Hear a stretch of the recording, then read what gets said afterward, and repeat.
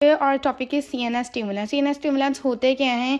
ये ऐसी ड्रग्स होती हैं जो कि हमारी जो परफॉर्मेंस होती है इसको इन्हांस कर देती हैं, फटीग को कम कर देती हैं। ठीक है, now come to the drug point. सबसे पहले हमारी according to the Lippincott class of the drug है जो कि है मिथाइल ज़ैंथाइन्स। ठीक है, मिथाइल ज़ैंथाइन्स। ठीक है, मिथाइल ज़ैंथाइन्स में हमारे पास ना 3 चीज़ें आती है। एक होती है हमारे पास थियोब्रोमा, ठीक है, इट इज़ थियोमीन। ठीक है, उसके बाद हमारे पास थियोफाइलिन होता है, theobromine, theophylline, and then at the third number there is caffeine. ठीक है, caffeine as you all know that it is the universal CNS stimulant जो कि कॉफ़ी से मिलता है हमें, कॉफ़ी बीन से। अच्छा, जो हमारे पास थियोब्रोमीन होता है ना वो जो है वो फाउंड होता है हमें कोको से, cocoa if I am not wrong.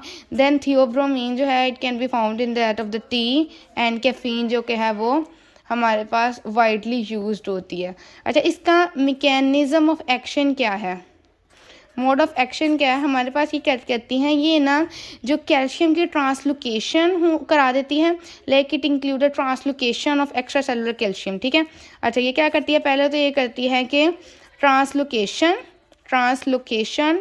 Of extra cellular calcium. ठीक है, उसके बाद इसका दूसरा काम ये होता है कि ये इंक्रीज़ करा देता है साइक्लिक एडिनोसिन मोनोफॉस्फेट, और हमारे पास एक और है गवानोसिन मोनोफॉस्फेट। इन दोनों को बढ़ा देता है। कैसे? बाय फॉस्फोडाइएस्ट्रेज को इनहिबिट करके it increases the adenosine monophosphate and guanosine monophosphate by inhibiting the phosphodiesterases. ठीक है, इसको इनहिबिट करके ये साइक्लिक एडिनोसाइन मोनोफॉस्फेट और साइक्लिक गवानोसाइन मोनोफॉस्फेट को इंक्रीज़ करा देता है। और कैसे? और हमारे पास इसको इनहिबिट करता है और एडिनोसाइन इनके जो रिसेप्टर्स होते हैं ना उनको भी ब्लॉक करके, एडिनोसाइन के जो रिसेप्टर्स होते हैं ना उनको भी ब्लॉक करके ये 3 चीज़ें करता है। अच्छा, इसका अब हमारे पास एक्शंस क्या है? एक्शन ये क्या करेगा? सबसे पहले हम इसका सीएनएस के ऊपर देख लेते हैं। सीएनएस के अंदर ये अलर्टनेस करा देगा। ठीक है, अलर्टनेस हो जाएगी, फटीग हमारे पास कम हो जाएगी, और हमारे पास जो है ना ब्रेन के ना डिफरेंट एरियाज़ को ये स्टिमुलेट कर देगा, एक्टिवेट कर देगा, लाइक कॉर्टेक्स। ठीक है, कॉर्टेक्स को ये एक्टिवेट कर देगा। फिर है हमारे पास डायूरेटिक।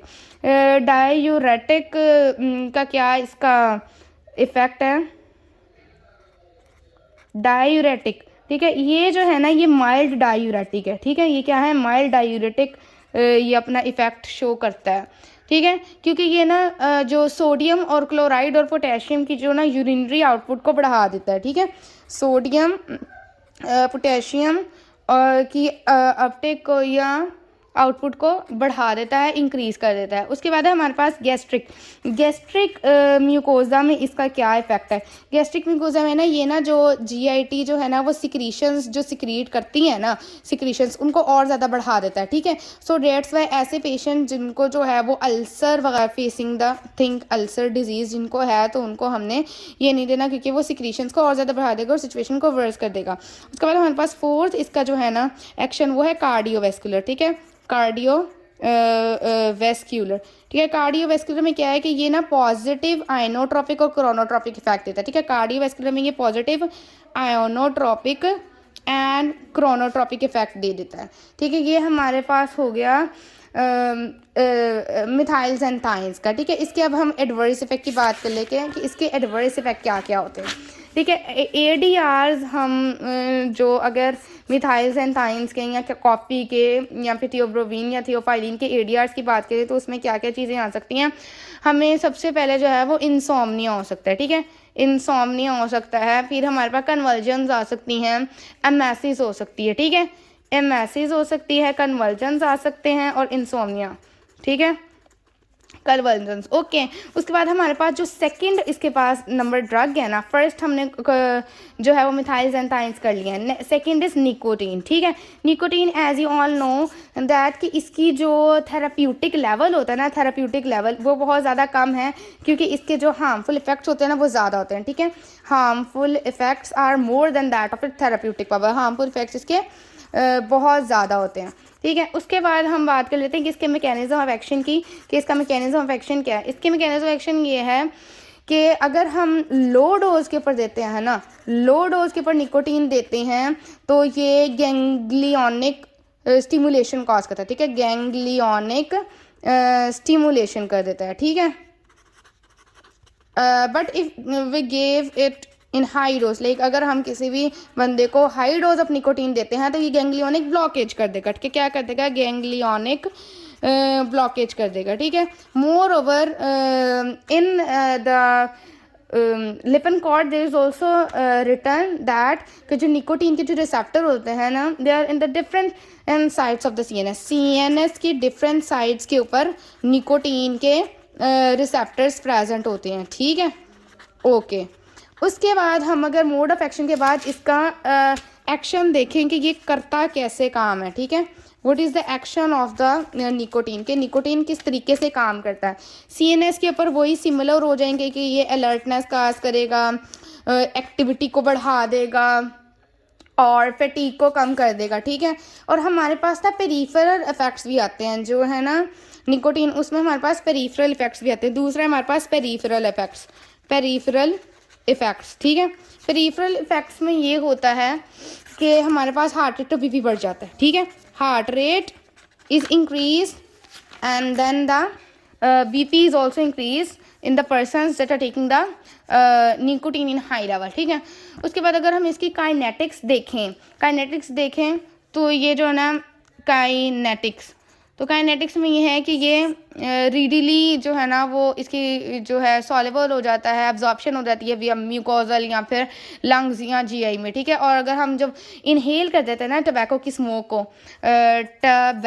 स्मोक का बताया हुआ है कि अगर हम टबैको की स्मोक को इनहेल करते हैं और अगर एक नॉर्मल पर्सन या फिर एक एडिक्टेड पर्सन जो लेता है तो वो 1 to 2 mg of the nicotine लेता है पर सिगरेट। 1 to 2 mg निकोटीन होता है, ठीक है, 1 to 2 mg निकोटीन होता है पर सिगरेट, ठीक है, पर सिगरेट। उसके बाद हमारे पास के एडवर्स इफेक्ट जो है ना वो ट्रेमर्स होते हैं या फिर इरिटेशन होती है, ठीक है। ADRs में क्या आ गया हमारे पास, एक आ गया हमारे पास ट्रेमर होते हैं उस बंदे को, या फिर हमारे पास इरिटेशन ज़्यादा हो जाती है उसके मूड के अंदर, ठीक है।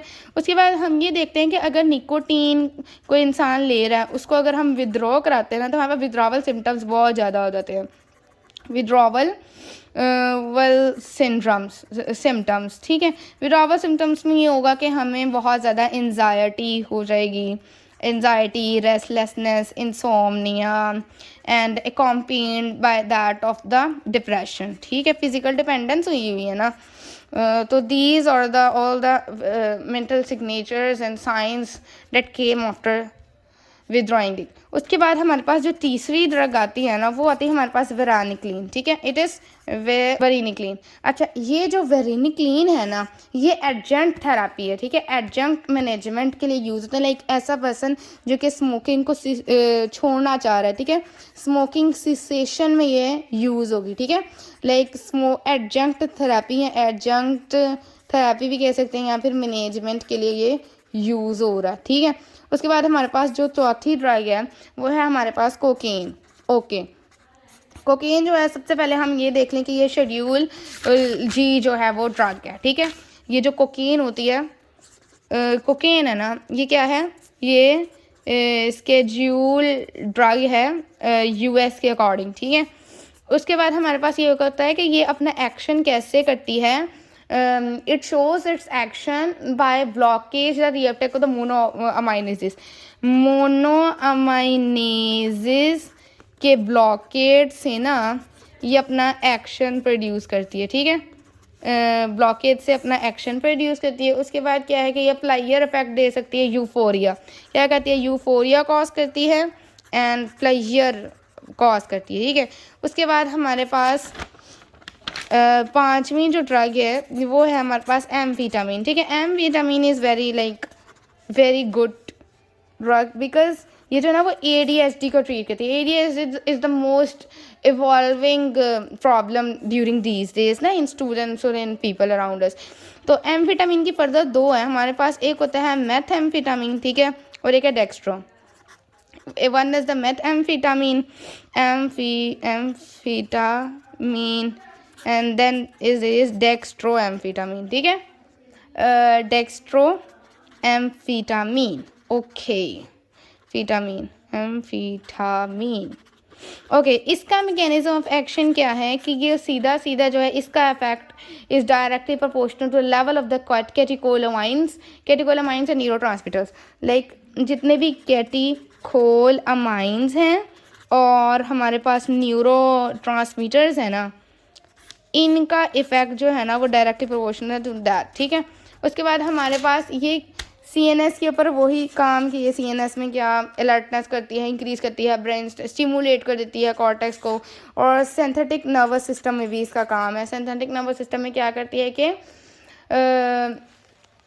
एडिनर्जिक सिस्टम के ऊपर एक्ट करती है और ये स्टिमुलेट कर देती है रिसेप्टर्स को ताकि नोरएपिनेफ्रिन की रिलीज़ बढ़ जाए, तो नोरएपिनेफ्रिन रिलीज। उसके बाद हमारे पास यूज क्या है, ये ADHD में काम करती है। ADHD is very like common disease. It is attention deprived hyper activity disorder, ठीक है। Attention deprived hyper activity disorder, ठीक है। अच्छा, ये है क्या, like what is this disorder? This disorder is that कि the person, like the student or a person can only focus remain focused for few minutes, ठीक है। after that he will like drool or he cannot properly focus on something, ठीक है। तो इसमें according to Lippincott, like children that are hyperkinetic and lack the ability to be involved in activity for longer few days, like she or he cannot involve in any activity for longer minutes, ठीक है। Involvement उनकी किसी भी activity में ज़्यादा time के लिए नहीं होती, शॉर्टर टाइम पीरियड के लिए फोकस्ड होती है। तो दिस इज़ ठीक है। और ये अच्छा, अगर हम इस वाले पेशेंट को अगर हम देते हैं ना एम्फीटामीन, तो क्या हो जाता है, एम्फीटामीन अगर हम देंगे तो उनकी एक तो एक्टिविटी बढ़ जाएगी, प्रोलॉन्गेशन हो जाएगी, उनकी एबिलिटी बढ़ जाएगी और हमारे पास बिहेवियरल प्रॉब्लम उसके अच्छे हो जाएंगे। दूसरा जो डिज़ीज़ की बात हम करते हैं एम्फीटामीन के रिलेटेड, तो होती है नार्कोलेप्सी, ठीक है। Narcolepsy is less common.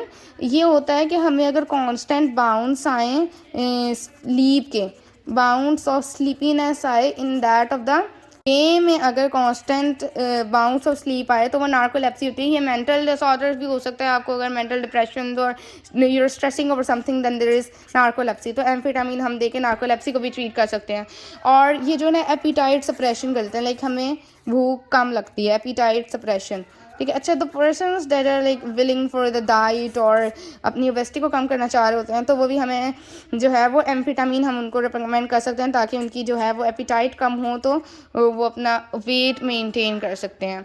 Kinetics में ये है कि एब्जॉर्ब्ड होता है GIT में और लिवर में, एब्जॉर्ब होता है GIT में और लिवर में ये मेटाबलाइज हो जाता है। एडवर्स इफेक्ट में ये जो है वो हार्ट के लिए बहुत ज़्यादा क्या कहते हैं, कार्डियक रिथमियाज कॉज कर सकता है, hyper activity, hyper tension cause कर सकता है। GIT में ये हमारे पास नोज़िया और वॉमिटिंग, लाइक एक तो हमारे पास CVS में क्या हो जाएगा, इरिथमियाज हो जाएंगे, फिर हमारे पास GIT में क्या हो जाएगा, नोज़िया और वॉमिटिंग आ जाएगी, और उसके बाद हम CNS में क्या करेंगे, डिजीनेस और ट्रेमर्स, ठीक है। ये हमारे पास हैं ADRs, ठीक है।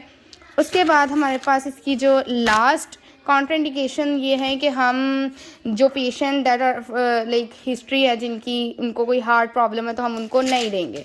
कॉन्ट्राइंडिकेशंस में क्या आ जाएगा, कॉन्ट्राइंडिकेशंस हैं पेशेंट विद हार्ट डिजीज़ वाले पेशेंट, और या फिर जिसको रीनल प्रॉब्लम है या फिर क्या कहते हैं हाइपरथायरॉइडिज्म, ये ग्लूकोमा है, वो भी नहीं ले सकता। या फिर हाइपरथायरॉइडिज्म। उसके बाद हम लास्ट जो ड्रग करेंगे, it is 6th number, it is methylphenidate, ठीक है, methylphenidate. Okay, so first thing first कि इसकी प्रॉपर्टी सारी सिमिलर होती हैं, ये अब्यूज़ के लिए बहुत ज़्यादा पोटेंशियल होता है, ठीक है। उसके बाद हम लोग अगर बात कर लें कि मैकेनिज़्म ऑफ एक्शन में वही है कि ये जो है ना ADHD में डोपामीन के सिग्नल्स वीक हो जाते हैं किसी भी पर्सन में, सो उसको बढ़ा देता है, ठीक है। ADHD में क्योंकि एक्टिविटी में इंटरेस्ट कम हो जाता है ना, तो हम डोपामीन के सिग्नल्स कम होते हैं तो उसको बढ़ा देता है। The next there is adverse effect में वही नोजिया वोमिटिंग और पेन आ सकती है हमें। ये हेलुसिनोजेंस हैं पर इसमें ये होता है कि ये प्राइमरी एक्शन क्या करता है, हेलुसिनोजेंस कैसे एक्शन करते हैं। अच्छा, they work ability to induce altered perceptual states reminiscent of dreams, लेकिन ऑल्टर कर देते हैं ब्रेन स्टेट की perception of that of the dream की। That's all we discussed about the drugs that can cause the CNS stimulation.